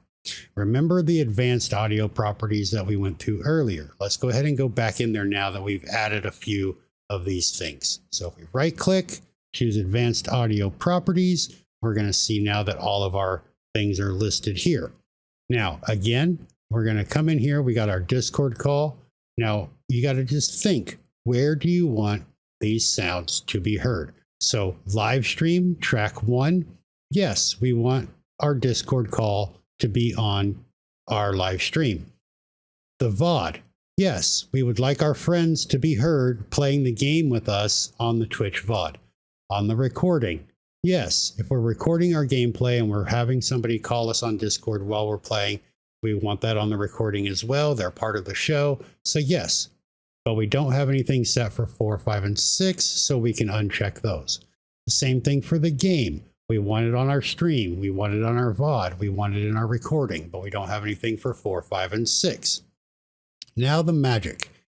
Here's the music, and you know how people are picky about their music, right? Especially when it comes to DMCAs and copyright strikes and things like that. Now we want our music to be heard when we're live. And if you're on Twitch, this works if you're on Twitch. And if you're on YouTube, be very, very careful. YouTube is very, very strict when it comes to those things, as you know. But Twitch doesn't have the algorithms or the manpower to check every live stream for every second of every day for copyright and DMCA violations. So what they do is they have an algorithm set up that will check the VODs and saved replays and highlights and clips and things like that that are stored on their servers for these things. And if it is detected, then it'll get pushed through to either a warning, a mute session, or a downright copyright strike. So if they're only checking the VOD. And disclaimer, they are not only checking VODs, but they only check about 1 to 2% per day of the live streams, and only for a few moments. So may the odds ever be in your favor. But if you're playing Spotify and you're listening to something that is not DMCA free or royalty free, you definitely do not want that to play on your VOD, and you may not want it on your recording, and we definitely don't want it on tracks 4, 5, and 6. So if we have this set up this way, whatever's playing on our music channel, in this case it's Spotify, it's only going to be heard on our live stream. It will not be heard on the VOD. It will not be in the recording. Now for YouTube people, this doesn't work for you, because YouTube does check the live streams, because they don't have separate channels for the recordings and the live stream. It's all the same stream. So be very, very careful. But for Twitch people, you can kind of get around it a little bit if you want to be sneaky. Now, I'm not telling you break the law. Make sure you have the right license for your music and all of that. But maybe until those licenses come through. Anyway, you get the idea, right? So there you go. Now I'm a bad boy and all the girls are going to want me. Anyway, moving on. You can add as many audio sources as you want, and there's a couple more that I highly suggest that you add. So we're going to click on here. We're going to come back and add another one. This one is going to be our browsers. So we're going to say OK on there, and we're going to add Chrome. We're going to add Brave, Opera, whatever browsers you use. So this way, if you're on stream and you bring up your browser to show a clip or a TikTok or a YouTube video or whatever it is, the audio from your browser will come through this sound source. Okay, so now we have our browsers there as well. Let's go ahead and lock these down. And then another one that you may want to think about adding are your bots. So I, example, use streamer.bot and speaker.bot. So I'm going to go ahead and have those open. So what I want to do is I want to add another one. I'm just going to name this one bots. We're going to say OK, and then I'm going to add them. So they're not up here. They're not making noise. Oh no. So what I need to do then is I need to make them make noise. So I'm going to go into StreamerBot. I'm going to find something that makes noise. I think I have a channel point sound one here. And all I got to do is come in here and test it. And then as that's making noise, I can come in here and I can click on properties, and then StreamerBot is there now. Add the executable. And then the same thing with SpeakerBot. I can open SpeakerBot. I can do a TTS command, for example. Let me just get that going in the chat. This is a test. And then once that has made noise, we reopen it, and SpeakerBot is now on the list. We've added the executable. Now both of them, StreamerBot and SpeakerBot, this will work the same way with MixItUp, FireBot, any of your other external bot programs. We're going to click OK, and now they have their own. So why are we doing this? Why would we want this feature other than like the little music example that I just gave you? Well, when we first opened OBS, you remember it had a default microphone and the desktop audio. And I told you that the desktop audio captured anything on your computer that made noise, right? So whether that be your game, your bots, your browsers, your music, anything that you played came into OBS and went out this one specific channel. Have you ever been to a stream and watching somebody play a game or something, and their game volume was so loud you couldn't hear them speaking on their microphone? Or the vice versa, their game was very, very low and you could hear them, but you couldn't hear their volume. And then somebody in chat says something like, oh man, hey, your game is very, very loud. And they go into OBS and they pull the slider volume down, and all the volume goes down. So now their game volume is good, but then you can't hear their Discord call, or you can't hear the music or whatever, right? Or vice versa, if something is too quiet and then they raise that volume and all the other volumes get even louder. So now you can hear the game, but everything is so loud it's still annoying.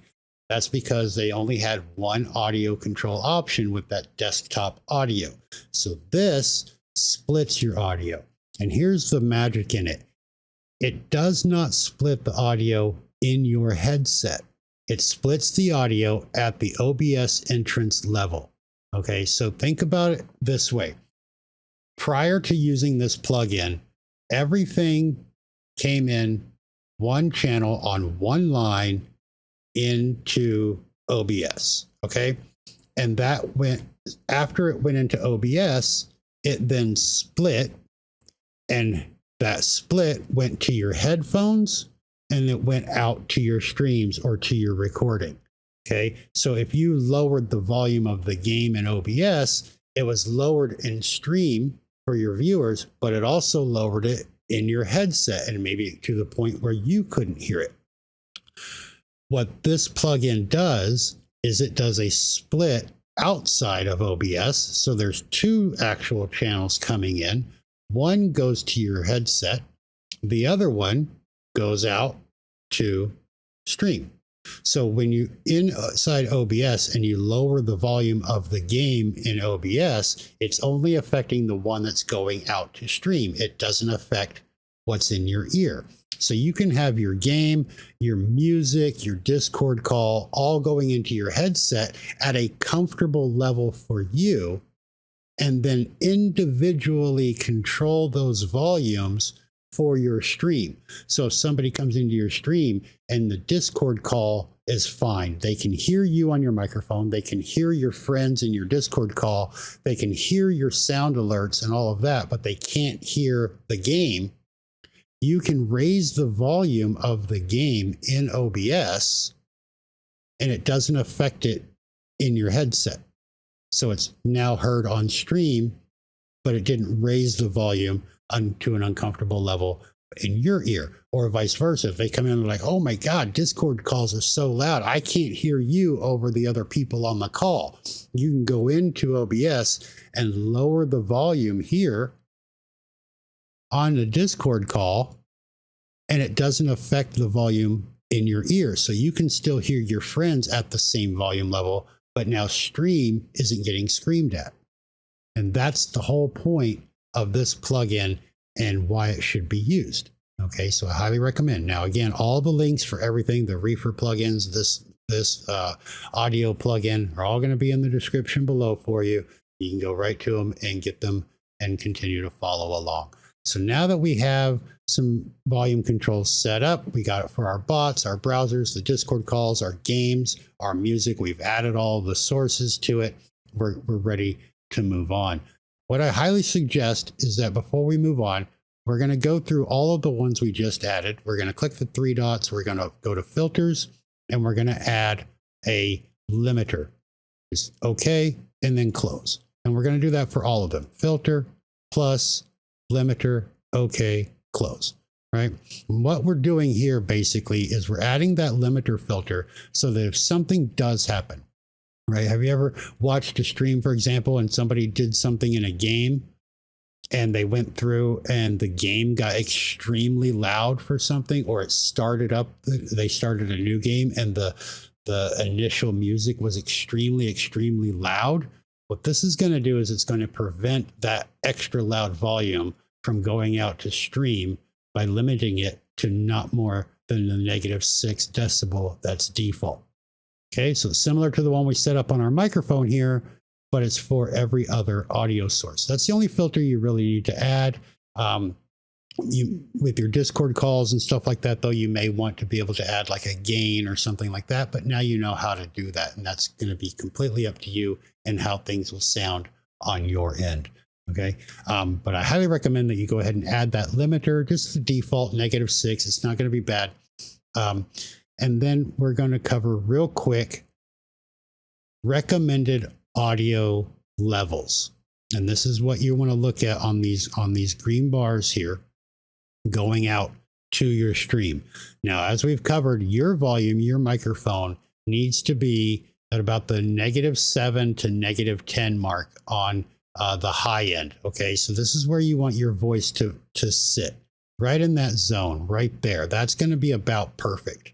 Okay, now the secondary volume is going to be your Discord calls, your friend calls, people also talking that you're going to be playing with. And you want to adjust the volume down when they're talking so that they come in at about the -15 to -20 mark. So right inside the yellow. So they're not quite as loud as you are. Remember, you're the streamer. You're the one in control. This is your show. You want to be the primary audio heard at all times. Discord calls should be right at the base of the green, the -20 going up into the yellow a little bit so that they're still heard. The volume is there. People can hear them and understand them, but they're not louder than you. Okay. You might even want to go all the way down to a -25. So right at the top of the green, but not quite into the yellow. The third one after that is going to be your game volume. So you want to adjust this up or down as needed so that the game volume reaches right about the -25. So not quite all the way to the top of the green, but not so low it can't be heard. And then after that, everything else is going to be just one step lower. Now keep in mind, right about the -30 to 35 mark. So right in here, right about in here. Out on stream, it's going to be more difficult to hear. So -35 is about where you want your music to be, but you may want your browsers to be up about -30. So you just want to set those in those step stages so that everything can be heard, understood, and listened to all at the same time, because that's a lot of different inputs coming out, right? But they're not all at the same level and they're not all screaming into your viewers' ears. So step them down in that order. You first, people you're playing with or on a call with second, then the game, then your alerts, your browsers, your things like that, your bots, whatever, kind of stage those down. And those can all kind of be in the same area, you know, the -30 area. And then your music, anywhere, you know, around the -35 to -40 mark. Anything about below -40, and it's going to be very, very difficult to hear it on stream at all.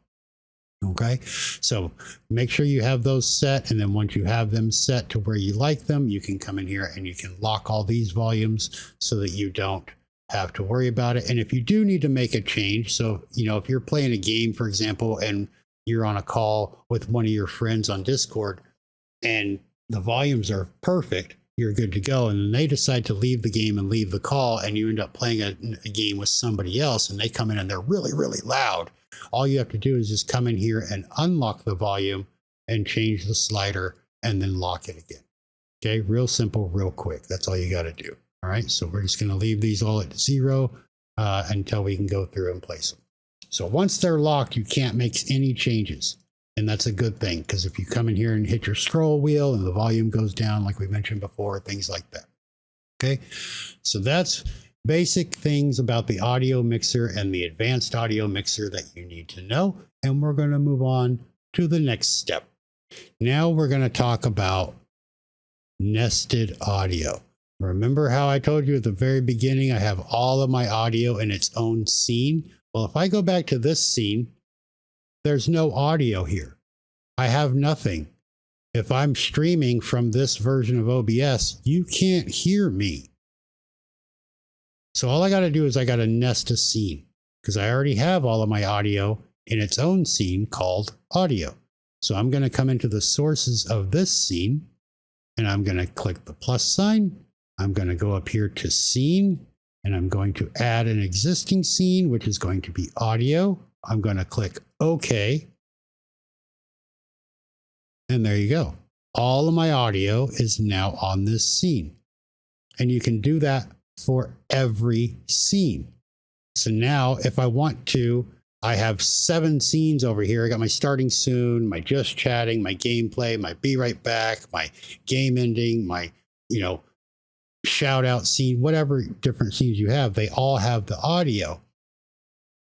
And if I have to make a change or an addition to an audio, say I want to add, you know, a new browser to my audio or whatever, I don't have to go through every single scene and make that change to that audio source every time. I just have to go to my audio scene, go to whatever sound source I want to make the change to. In this case, maybe I want to add the OBS sounds to my bot, and click add executable. It's done.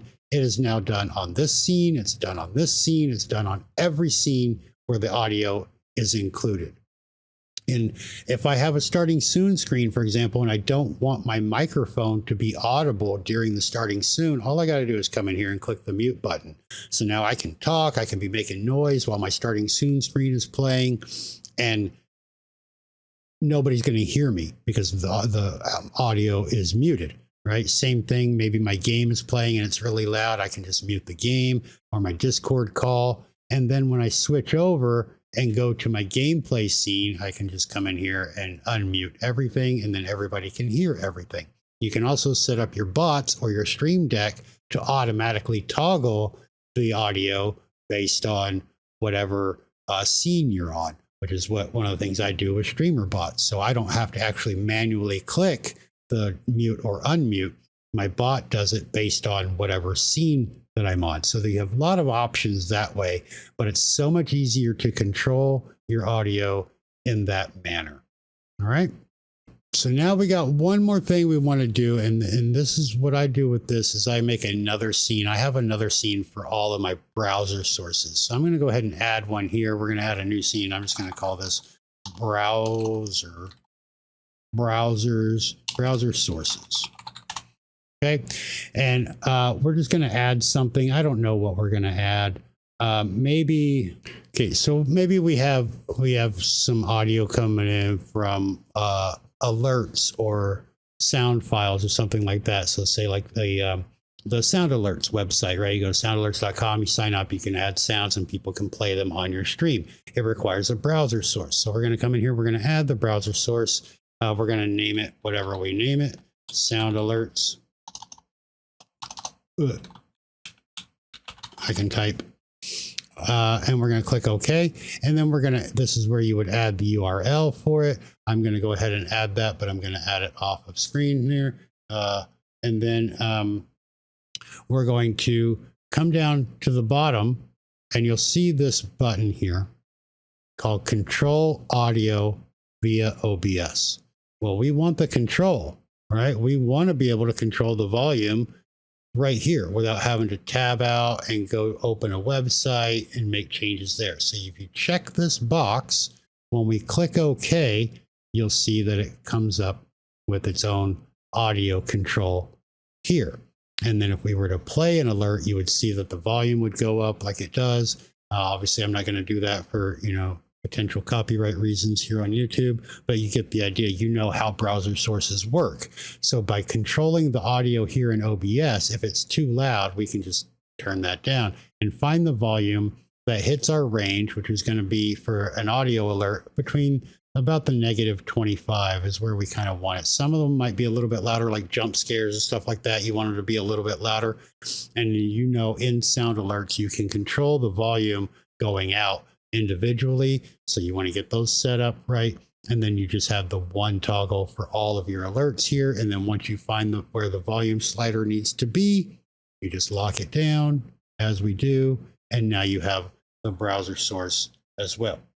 So you can do that for each of your browser sources that make volume. And then again, we're going to have to come back into the advanced audio properties. There's the sound alerts. We don't want them on channels 4, 5, and 6 because why send audio and resources to things that don't even exist? And then decide whether you want them on your stream, your VOD, or your recordings. And you're good to go. So then we just come back into our scene, our main scene, and then we can add another nested scene of our browser sources there. And then there they are. So now the browser source will show up, the little alert will show and play. And then we have the zoom in here for you. We have the browser source audio is there as well. So there's the sound alerts right there. Okay. All right, guys. And then there is one Last thing that we want to cover before we wrap this up and get to the audio tests for you, we're going to cover audio monitoring. And that's going to be done in the advanced audio properties box as well. So let's zoom back into this for you. And we're going to just cover some of the things here. So obviously you have the name of the source, whatever is producing the audio. In our case, the bots, the browsers, all of that stuff. And you can see if it's active or not. We've already covered the active sources list here. These volumes will adjust based on the slider, but if you want more control, you can actually come in here and type the number. But normally you won't have to mess with these. If for whatever reason you need your stereo audio to become mono, you can come in here and check this box, and then it'll only be a one channel audio source. And then if you need it to be more left or right, you can adjust that as well for your stereo sources to come out of the right channel or the left channel. And then the sync offset here, basically this is for more advanced stuff. So if you've noticed, for example, like your particular mic, some of the lower end microphones may lose the audio video synchronization, so they're not set up correctly. And over time, you may find that your mouth is moving, but you look more like an old kung fu movie where, you know, the voice comes after and then you stop talking, but the lips are still moving and that kind of thing. This is where you would set the offset, so you can go to like a negative milliseconds or whatever if that is needed to try and get everything to sync back up. But with the modern codecs and modern microphones and stuff like that, this is becoming less and less needed, but the option is still there. But what we want to talk about is the monitoring, the audio monitoring. Each device that you have connected, or each audio source that you have connected, excuse me, is going to have three options. So in this audio monitoring dropdown, you're going to have three options. You're going to have monitor off, which is going to be the default anytime you add an audio source. You're going to have monitor only and mute output, or monitor and output. And what these mean are basically what you're hearing versus what is coming out on your stream or your recording. So typically, monitor off means you're not going to hear it in your headset, but it's still going out to the stream and to the recordings. Monitor only and mute the output is the exact opposite. It means you hear it in your ear, but it's not heard out on stream or on your recording. And then the monitor and output obviously means it's heard for both, on stream for the output and in your ear for the monitoring. Now, with the audio output capture plugin that we have installed, because I explained to you how it automatically splits the channels, and one goes to the stream and recording and one channel goes to your headset, so you have separate audio controls, and then everything that you control down here is all for the output. You're going to leave all of those devices that you've added to that plugin to monitor off. You're still going to hear the bot, you're still going to hear the browser alerts, you're still going to hear the Discord call and your game audio and all of that. And so will your stream, because it's already split to different monitors. Okay. But for your browser sources, where we've clicked on the control audio via OBS. So for example, now down here, our sound alerts that we added, if you want to hear them as well, and not just on stream, you need to come and change it to monitor and output. So monitor and output then again means you're going to hear it in your ear, and it's going to be heard live on stream or on your recordings. And for those situations, anything that you add that makes sound that you need to hear needs to be set to monitor and output if it's not added through that plugin, because if it's not using that plugin, it's coming in and the audio isn't getting split until after OBS processes it. So that means you won't hear it unless you set it to monitor and output. The channel controls will still be the same. And again, you can check off anything that you don't want the audio to play on. But for the most part, you're going to leave these all to monitor off.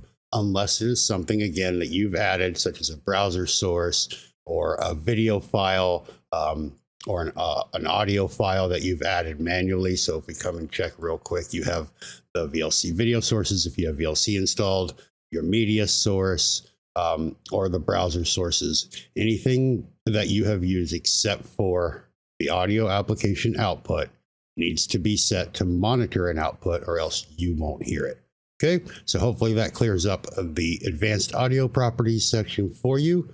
So nested audio scenes, nested browser source scenes, taking full control of your audio is what we want to do today. This is best practices, and we've covered all of the settings. And I think we have finally been able to wrap up this shindig. So there we are, guys. I hope that you have a better understanding of the audio in OBS, how to add plugins for audio, how to utilize them best, the best practices for microphone filters and all of that going forward to get the best quality sound. But as promised, we have the recording of the audio from before we did anything, changed any settings or anything, and added any filters. And I'm going to play that for you, followed by the recording of everything as it is right now with that audio source. I'm going to play them back to back without saying anything now, so that you can hear them right next to each other to hear the actual audio difference. This is me talking with the fresh install of OBS on the default microphone with no filters and no settings. This is me speaking with the standard built-in OBS filters on the microphone without using the VST plugins. This is me speaking with the VST plugins installed and the filters turned on, as well as all the other settings. So I hope that you get the picture there, and you can see how the filters and everything work for you in your favor to make everything sound good. And don't forget that microphone positioning. It should be standard, and wherever you have your microphone set that's comfortable for you, and leave it there so that you don't have to worry about making changes to any of this stuff ever again. So once you get all this set up, it's pretty much set and forget, with the exception of changing your volume sliders as needed. But there you go. We have covered pretty much everything, with the exception of the SLR mics, the external mixers, voice changers, TTS, and then of course the third-party apps that control volume everywhere. So if you want more audio coverage on anything specific, leave a comment down below and let me know. If you enjoyed the video, if you learned something, give me that thumbs up. If you're not a subscriber to the channel, go ahead and click that subscribe button. It makes me feel all warm and fuzzy inside, and I appreciate the support. If you did not like the video, go ahead and give it a thumbs down. All I ask is that if you do thumbs down the video, you drop a comment below and let me know why.